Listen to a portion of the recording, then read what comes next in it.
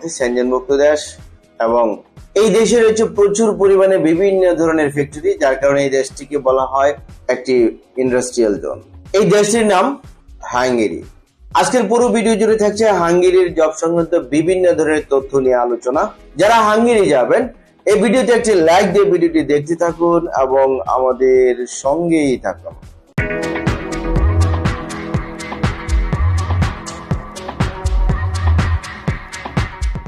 প্রিয় দর্শক, আমরা হাঙ্গেরির জব নিয়ে বেশ কিছুদিন যাবৎ কাজ করছি।